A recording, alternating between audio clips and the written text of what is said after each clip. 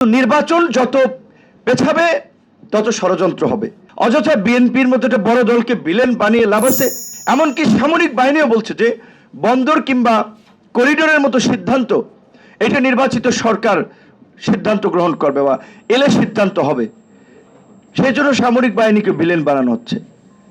যেই সেনাবাহিনী 5ই অগস্টের পূর্বেই বলতে গেলে কার্যত ছাত্র জনতার আন্দোলনের পক্ষে একটা অবস্থান নিয়েছে, এবং রাজনৈতিক দলগুলো এখন সত্যি কথা বললে যেহেতু আমার ওপেন প্ল্যাটফর্মে কথা তো বাইরে যাচ্ছে, সব মানুষ দেখতে পারবে, শুনতে পারবে।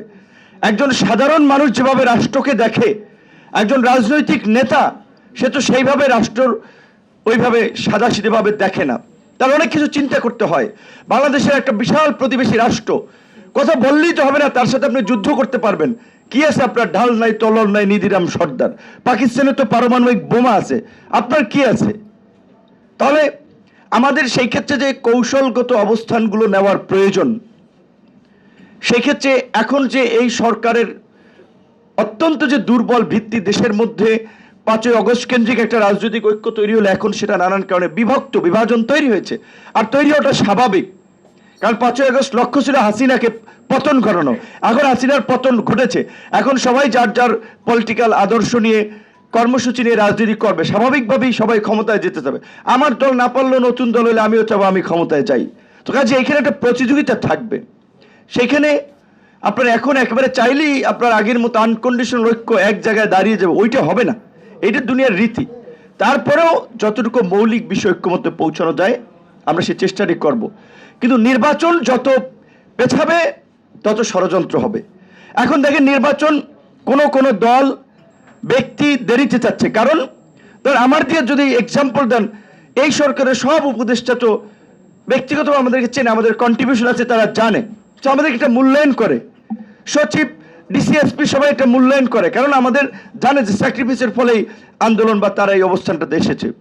তো বলতে গেলে তো আমি যদি যাই বিভিন্ন জায়গায় তো সুবিধা পাবো, দল গুছাইতে পারবো, তারপরে অন্য দলের সাথে ফাইট করতে পারবো, তাহলে সময় পেলে আমার জন্য ভালো।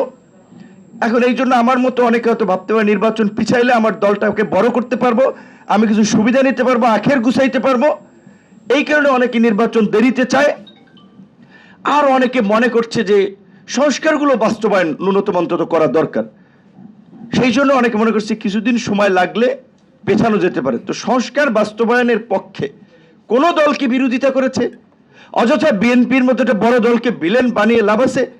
বিএনপির মতো সাংগঠনিক কাঠামো সক্ষমতা এই মুহূর্তে কোনো দলের আছে? সরকার নির্বাচন হইলে তো সরকার গঠন তারা করবে।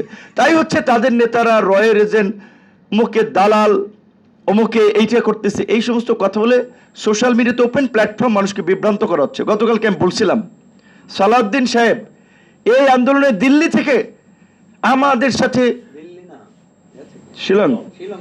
শিলং থেকে কন্টিনিউয়াসলি আমাদের সাথে যোগাযোগ করেছে, পরামর্শ দিয়েছে, অনেক কথা বলছে, এখানে বলছি না। তারে দেখলাম আমাদের বিশিষ্ট ইউটিউবার আবার আজকে আমারও গালি দিয়েছে। দেখ গালি, ওটা নো ম্যাটার।